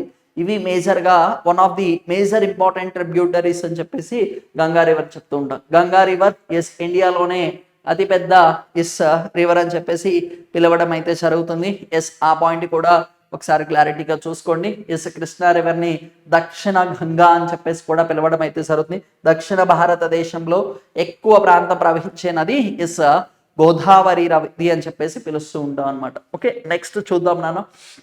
ఎస్, మ్యాచింగ్ ఇచ్చారు. ఎస్, మ్యాచింగ్ లో మనకి చెప్పుకోవాలంటే shale, limestone, coal, sandstone అంటున్నాడు. ఓకేనా, షెల్లు, సున్నపరాయి, బొగ్గు, ఇసుక. అటు వచ్చేటప్పటికి క్వార్టజైట్. క్వార్టజైట్ ఏ స్టోన్కి ఎగ్జాంపుల్? లాస్ట్ క్లాస్లో డిస్కస్ చేసాం, గుర్తుందా? ఓకే, క్వార్టజైట్ మెటామార్ఫిక్ కి సంబంధించి ఎగ్జాంపుల్. అది ఇగ్నియస్ లో ఇచ్చాడు అని చెప్పేసి డిస్కస్ చేసాం. విచ్ ఇస్ నాట్ ఇగ్నియస్ అని చెప్పేసి డిస్కస్ చేసాం. పైరువేట్ ఒకటి, అక్కడ ఇంకేమేమి ఇచ్చాడు? ఎస్, గ్రానైట్, ఇంకోటి ఏదో ఆప్షన్ ఇచ్చాడు కదా నాన్న. ఓకేనా, అక్కడ డిస్కస్ చేసామండి. బసాల్ట్ అట్ ఉంది. ఓకేనా, బసాల్ట్ అట్ ఉంది. ఓకేనా, అవి ఒకసారి చూసుకోండి. ఇక్కడ మనకి చూసుకుంటే ఇక్కడ క్వార్టసైట్, డైమండ్, స్లేట్, మార్బుల్. ఓకే, చూద్దాం దీనికి సంబంధించి. మరి బొగ్గే కదా, బొగ్గు కొన్ని అంటే ఈ బొగ్గు అనేది కొన్ని సంవత్సరాలు భూమిలో ఉండి ఆ వేడికి ఆ బొగ్గంతా కూడా మళ్ళీ ఫ్యూయల్ కింద కన్వర్ట్ అవుతూ ఉంటుంది. అదే కాస్త మనకి డైమండ్ కింద తయారవుతుంది అని చెప్పేసి మీ అందరికీ తెలిసిందే కదా. ఓకేనా, బొగ్గు, వజ్రం. అంటే ఇక్కడ సి ఏముండాలి? ఎస్, సి వచ్చేసి 2 ఉండాలి. ఎస్, ఇక్కడ ఉంది, ఇక్కడ లేదు కాబట్టి రాంగ్, ఇక్కడ లేదు కాబట్టి రాంగ్, ఇక్కడ ఉంది. అంటే 2 ఆప్షన్స్ మనకి వచ్చేసినాయి. ఓకేనా, 2 ఆప్షన్స్ ఉన్నాయి. ఇప్పుడు ఏం చేయాలి? ఓకేనా, రిమైనింగ్ ఆప్షన్ చూద్దాము. ఏం చేసేది ఏముంటుంది నాన్న, రిమైనింగ్ ఆప్షన్స్ చూడండి. ఓకేనా, ఇక్కడ చూడండి D1 ఉంది, ఇక్కడ కూడా D1 ఉంది. అంటే D1 కరెక్టే. అంటే క్వార్టజైట్ అంటే శాండ్ స్టోన్ అని చెప్పేసి మీరు దాన్ని వదిలేసేయండి. ఓకేనా, ఇప్పుడు మనకి ఈ సి తెలియడంతో ఆటోమేటిక్గా నీకు ఇది తెలిసిపోయింది. ఇంకా ఇప్పుడు ఈ రెండిట్లో గేమ్ ఆడాలి మనం. ఎస్, ఇప్పుడు ఏం చేయాలి? అబ్రకదబ్రాలుగా లేదా అంటే ఆకుపక్క రేపాక అలా చేస్తారా? చెయ్యమాకడ చూడండి ఒకసారి. ఓకేనా, షెల్, లైమ్ స్టోన్ అడుగుతున్నాడు. ఈ రెండిట్లో మనకి ఏంటి అని చెప్పేసి కావాలి. ఓకేనా, షెల్ అనేది వచ్చేసి మనకి స్లేట్ అని చెప్పేసి పిలుస్తామండి. లైమ్ స్టోన్ వచ్చేసి మార్బుల్కి సంబంధించి రూపాంతరం చెందేటప్పుడు limestone is we call it as an పాలరాయి వచ్చేసి మనకి సున్నప్రాయి కింద అదే రూపాంతరం చెందడం అయితే షెల్ వచ్చేసి స్లేట్ అని చెప్పేసి పిలుస్తూ ఉంటాం. అయిపోయింది. ఇప్పుడు ఏముండాలి? ఏ వచ్చేసి 3 ఉండాలి. ఇక్కడ ఉంది, ఇక్కడ లేదు కదా, తీసేసేయండి. ఓకేనా? మ్యాచింగ్ అనేది ఇలా చెయ్యండి. ఎందుకు మీకు ఇంత డీటెయిల్గా చెప్తున్నాను అంటే ఇన్ కేస్ మీకు 1-2 ఆప్షన్ తెలిస్తే, ఇందాలో క్వశ్చన్కి మనకు ఒకటి తెలుసు. ఓకేనా? కోల్కతాకి సంబంధించి రెవరెంట్ పోర్ట్ అని చెప్పేసి డిస్కస్ చేశాం కదా, అలాంటివి తెలిసినప్పుడు మనకి ఈజీ అవుతుంది నాన్న. ఎందుకు పోగొట్టుకోవాలి మార్క్ అనేది? ఎంత కష్టపడి ఉంటారు. నాకు తెలిసి నోటిఫికేషన్ లేక ఒక 2 to 3 years అవుతుంది. ఈ 2 to 3 years కొంతమంది కూర్చొని రెగ్యులర్గా ప్రిపేర్ అయ్యే వాళ్ళ సంగతి నాకు తెలుసు. మేము కూడా ఆ స్టేజ్ నుంచి వచ్చిన వాళ్ళమే. ఆ బాధ మాకు తెలుసునాను. ఆ ఎగ్జామినేషన్లో ది బెస్ట్ మీరు ఎలా ప్రజెంట్ చేయాలి, దానికి సంబంధించి ఈ క్వశ్చన్స్ అన్ని కూడా ప్రాక్టీస్ చేయడానికి. ఇవి మన క్వశ్చన్స్ కాదు, ఇవి ప్రీవియస్ ఇయర్ క్వశ్చన్స్. ఇప్పుడు మేము చేసామనుకోండి, సార్ మీరు ఈజీ కోసం ఇలా పెట్టుకున్నారు సార్ మీకు వచ్చినాయి అనుకుంటారు. ఇవి నాయి కాదు నాన్న, ఇవి ప్రీవియస్ ఇయర్ క్వశ్చన్స్ కాబట్టి అందుకోసం ఇందులో కూడా మీరు ఇలా ఈజీ వేస్ అంటామండి. అందరు చదువుతారు నాన్న, అందరు అవే బుక్స్ చదువుతారు, అవే మార్కెట్లో ఉన్న మెటీరియల్ చదువుతారు. అయితే మార్కెట్లో ఉన్న సార్ వాళ్ళ వీడియోస్ అన్ని చూస్తూ ఉంటారు. కొంత డైరెక్ట్గానే ఇండైరెక్ట్గానే వాళ్ళ యొక్క బేసెస్ వాళ్ళకున్న అవైలబిలిటీని బేస్ చేసుకొని వాళ్ళకున్న రిసోర్సెస్ బేస్ చేసుకొని చూస్తూ ఉంటారు. కాకపోతే అందరు అవే చదివేది అదే సబ్జెక్టు. కాకపోతే ఈ విధానం ఉంటుంది చూసారా, ఇలా అప్లై చేసి మీరు నేర్చుకోగలిగితే ఈజీగా ఉంటుంది నాకు. ఇలా ఎలిమినేషన్ టెక్నిక్స్ కానీ సబ్జెక్ట్ అప్లై చేయడం కానీ అందరు ఇదే చదివేది, సబ్జెక్ట్ని అప్లికేషన్ కావాలి.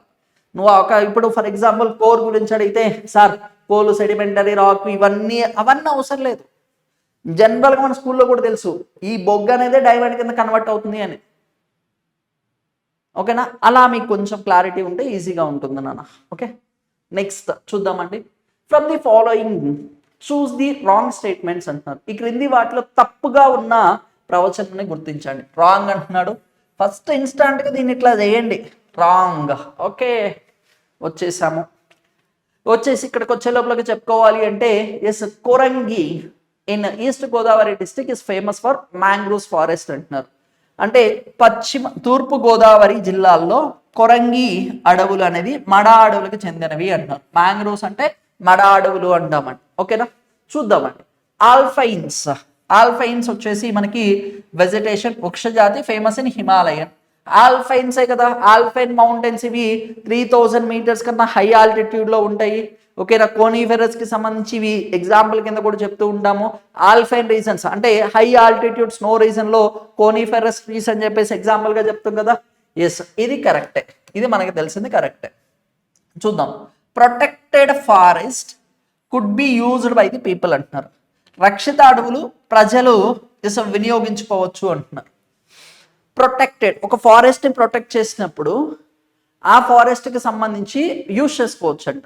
ఇది ఎక్కడ మీకు తెలుస్తుంది? ఫారెస్ట్ యాక్ట్ 1927 మీరు కరెక్ట్గా ప్రాపర్గా స్టడీ చేస్తున్నప్పుడు ప్రొటెక్టెడ్ రీజన్కి సంబంధించి అంటే రక్షిత అడవులను ప్రజలు వినియోగించుకోవచ్చు. అక్కడ ఆ ఫారెస్ట్ కింద ప్రొటెక్ట్ చేశారు. ఎవరి పడితే వాళ్ళకి ఇవ్వరు నాన్న, ఆ ఫారెస్ట్లో ఉన్న వాళ్ళకి మాత్రమే. ఫారెస్ట్ డ్రిల్లర్స్కి, ఆ అడవిలో స్టే చేసే వాళ్ళకి, వాళ్ళు మాత్రము దాన్ని యూజ్ చేసుకోవచ్చు. Certain extent this one is also correct. Okay, ఇక్కడ చూడండి. కొరంగి వచ్చేసి మనకి మడాడులు తూర్పుగోదావరి జిల్లాకి సంబంధించినవి. 3 కరెక్ట్. ఓకే, ఒక్క నిమిషం. ఇది కరెక్టే. ఓకేనా? ఇప్పుడు మనకి మిగిలింది ఏంటి? Take gross in ever green forest అంటున్నారు. ఎవర్ గ్రీన్ ఫారెస్ట్ కాదు, ట్రాపికల్ డెసిడ్యురీ ఫారెస్ట్. అందుకోసం ఈ ఫారెస్ట్ల గురించి చదివేటప్పుడు ట్రాపికల్ రీజన్లో ఏ ఫారెస్ట్ ఉంటుంది? ఓకేనా?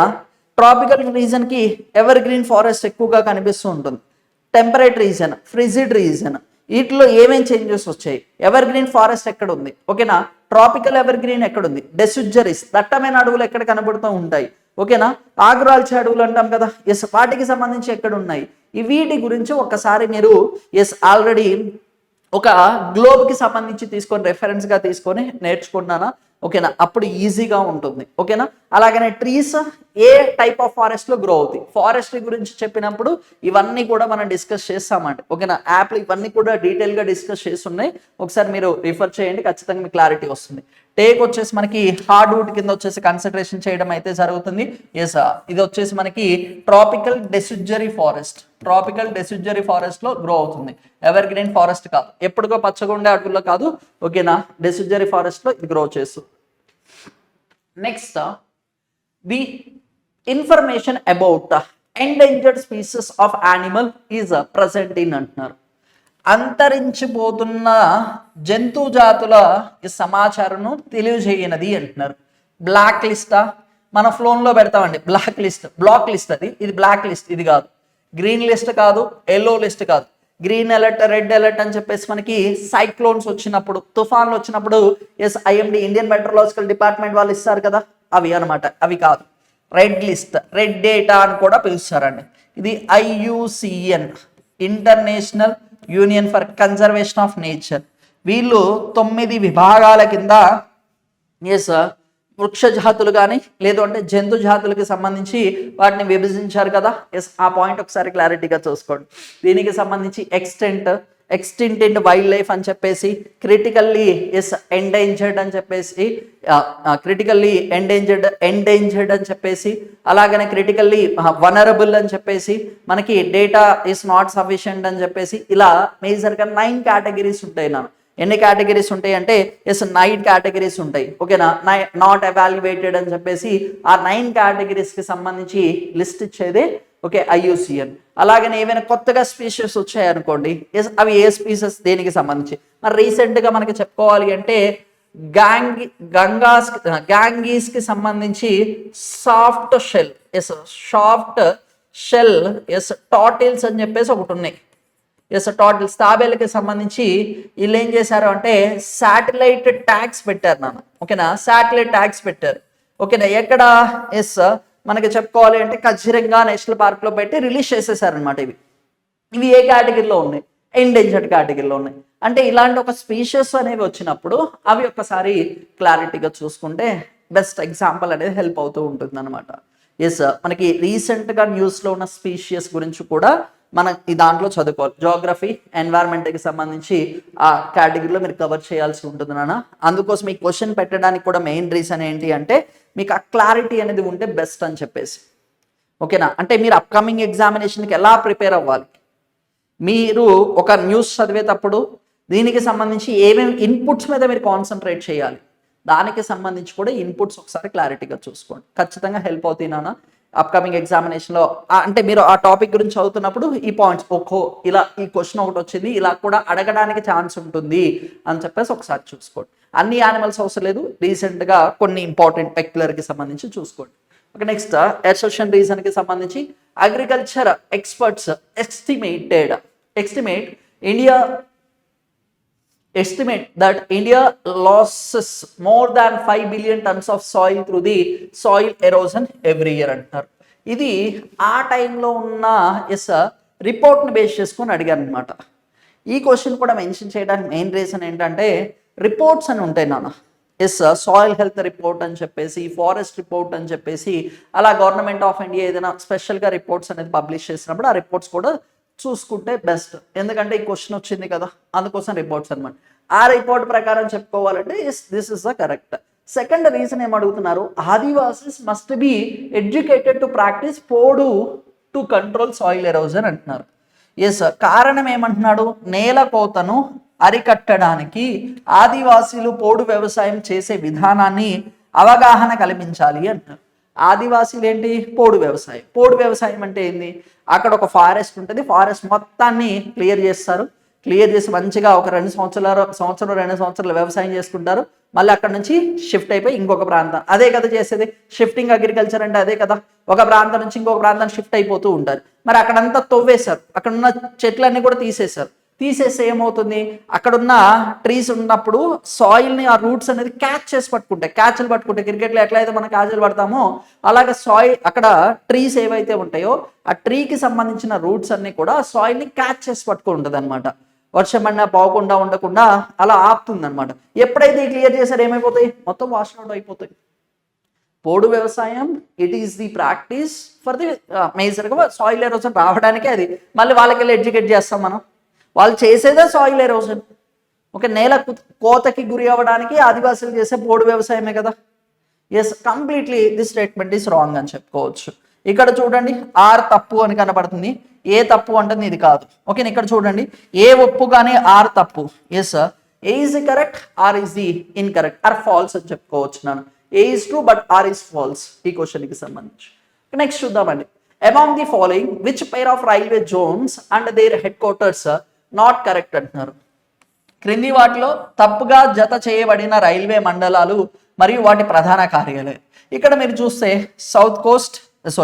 సదరన్ రైల్వేస్ చెన్నై, ఓకేనా, ఈస్ట్ కోస్ట్ భువనేశ్వర్, ఓకేనా. మనకి చెప్పుకోవాలి అంటే తూర్పు అని చెప్పేసి ఇచ్చారు, ఈస్టర్న్ రైల్వేస్ కోల్కతా, ఓకేనా. మనకి దక్షిణ మధ్య రైల్వేస్, ఓకేనా, సౌత్ సెంట్రల్ హైదరాబాద్ అంటున్నాడు. హైదరాబాద్ కాదు కదా, సికింద్రాబాద్.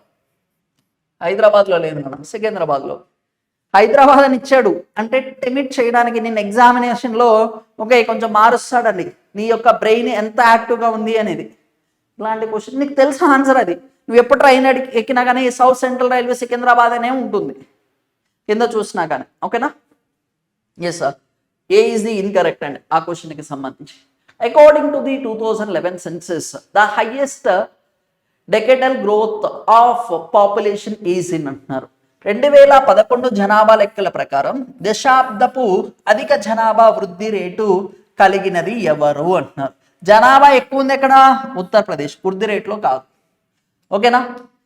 అయితే మేఘాలయలో వచ్చేసి 27%. ఎంత అండి, 27% వచ్చేసి ఎక్స్పెషల్గా పాపులేషన్ గ్రోత్ అనేది వచ్చేసి అక్కడ చూడడం అయితే జరిగింది. ఎస్, ఆ పాయింట్ ఒకసారి క్లారిటీగా చూసుకోండి, ఓకేనా. 27.9% మేఘాలయలో చూసారు. అయితే నెగిటివ్లో చూసింది ఎక్కడ, ఎస్ నాగాలాండ్లో వచ్చేసి నెగిటివ్ పాపులేషన్ గ్రోత్ రేట్ చూసారండి, ఓకేనా. నెగిటివ్ పాపులేషన్ గ్రోత్ రేట్ వచ్చేసి చూడడం అయితే సరే. అంటే 2011 కాబట్టి ఓకేనా, అది కంప్లీట్ అవుతుంది, ఫ్రెష్ డేటా వస్తుంది నెక్స్ట్ ఇయర్కి 2027కి, అది చూసుకున్నాను. ఇంక ఇది మనకు అంత స్పెసిఫిక్గా అవసరం లేదు, కంపారిటివ్గా చూసుకోవాలి. ఏం చేయాలి, కంపారిటివ్ వేలో చూసుకోవాల్సి వస్తుంది, ఓకేనా. అంటే నెక్స్ట్ టైం మీరు చదివేటప్పుడు ఈ పాయింట్స్ కూడా ఒకసారి మీకు గుర్తుండాలి, ఓకేనా. Santhal tribe people live in these states అంటున్నారు. సంతల తెగ ఈ ప్రాంతానికి సంబంధించిన వాళ్ళు అంటున్నారు. సంతల్స్ అనే వాళ్ళు ఎక్కడ కనబడతారు, సంతాలి అని చెప్పేసి. ఎస్, మేజర్గా చెప్పుకోవాలి అంటే ఎస్ ఒడిశాలో కనిపిస్తారా, ఎస్ ఒడిశాలో కనిపిస్తారు, జార్ఖండ్లో కూడా కనిపిస్తారు. ఎస్, ఒడిశా, జార్ఖండ్, ఓకేనా. ఇంకా రిమైనింగ్ అదే కదా ఉంది, ఇంకా మిగిలిన సిమిలారిటీస్ ఏం లేవు కాబట్టి జార్ఖండ్, పశ్చిమ బెంగాల్, ఒడిశాలో వచ్చేసి మేజర్గా సంతల్స్ కనిపించడం అయితే జరుగుతుంది. సంతల్ రెబిలియన్ అని చెప్పేసి కూడా మీరు హిస్టరీ పాయింట్ ఆఫ్ వ్యూ చదువుకుంటారు కదా, అది మీకు కొంచెం ఐడియా ఉన్నా మీరు ఆన్సర్ చేస్తారు నాన్న, అది మీకు ఐడియా ఉన్నా ఎస్ ఆన్సర్ చేస్తారు సంతల్స్కి సంబంధించి, ఓకే. నెక్స్ట్ చూద్దాం. This industry manufacture telephones, computer, art, okay, mobile phones అంటున్నారు. ఇండస్ట్రీలో మనకి చాలా ఇండస్ట్రీస్ ఉన్నాయి. ఆటోమొబైల్స్ అంటే కార్లు, వెహికల్స్, వీటన్నిటిని మ్యానుఫ్యాక్చర్ చేసే ఆటోమొబైల్స్ అని చెప్పేసి పిలుస్తాం. కార్స్, ఓకేనా, మనం బయ్యని తిరగడానికి బైక్స్, ఓకేనా, మంచిగా వెళ్ళడానికి పెద్ద పెద్ద గూడ్స్ అన్నిటిని ట్రాన్స్పోర్ట్ చేయడానికి లారీస్, వాటికి సంబంధించి ఎస్ అదని చెప్పుకోవచ్చు, ఓకేనా. సమాచార సాంకేతికము అంటున్నారు. ఎలక్ట్రిక్ అంటున్నాడు. ఎలక్ట్రిక్ లేదు, అసలు ఎలక్ట్రానిక్స్ ఉంది. ఎలక్ట్రానిక్స్ కేటగిరీ అని చెప్పేసి మనకి దీనికి సంబంధించి పిలవడం అయితే జరుగుతుంది. ఎస్, ఎలక్ట్రానిక్స్ అనే కేటగిరీ వచ్చేసి ఎక్స్పెషల్గా మనకి ఓకే టెలిఫోన్స్, కంప్యూటర్, అలాగే ఫోన్స్ అనే దాన్ని మ్యానుఫ్యాక్చర్ చేస్తూ ఉంటుంది. ఇన్ఫర్మేషన్ టెక్నాలజీ కాదు, ఐటీ అనేది ఏంటి, ఎస్ ఐటీ అనేది మనకి సర్వీస్కి సంబంధించింది నాన్న. ఐటీ అనేది సర్వీసెస్కి సంబంధించి టెలిఫోన్, కంప్యూటర్, మొబైల్స్ కూడా ఇచ్చాడు కాబట్టి మనకి ఎలక్ట్రానిక్ కేటగిరీలో వస్తుంది, ఓకేనా. ఎలక్ట్రికల్ కేటగిరీలో వచ్చేసి ఎలక్ట్రానిక్స్ కేటగిరీలో వస్తుందండి, ఎలక్ట్రిక్ కేటగిరీలో కాదు, ఓకేనా. ఎస్, ఇది కూడా ఒకసారి క్లారిటీగా చూసుకోండి, ఇంపార్టెంట్, ఓకే. అండ్ ఫైనల్గా మనం కొన్ని ఇంపార్టెంట్ క్వశ్చన్స్ అన్ని కూడా డిస్కస్ చేయడం అయితే జరిగింది. ఒక్కసారి ఎలిమినేషన్ టెక్నిక్స్ ఒకసారి జాగ్రత్తగా చూసుకోండి. అలాగనే కొన్ని క్వశ్చన్స్కి సంబంధించి స్టేట్మెంట్స్ వచ్చినప్పుడు ఇన్కరెక్ట్ అయితే వాటిని వెంటనే రాంగ్ చేసేసి ఆప్షన్స్లో వెరిఫై చేసుకోండి, టైం అనేది సేవ్ అవ్వడం అయితే జరుగుతున్నాను. ఎస్, ఇలాంటి రెగ్యులర్ క్లాసెస్ కోసం stay tune for the Compete Minds yes YouTube channel. Thank you.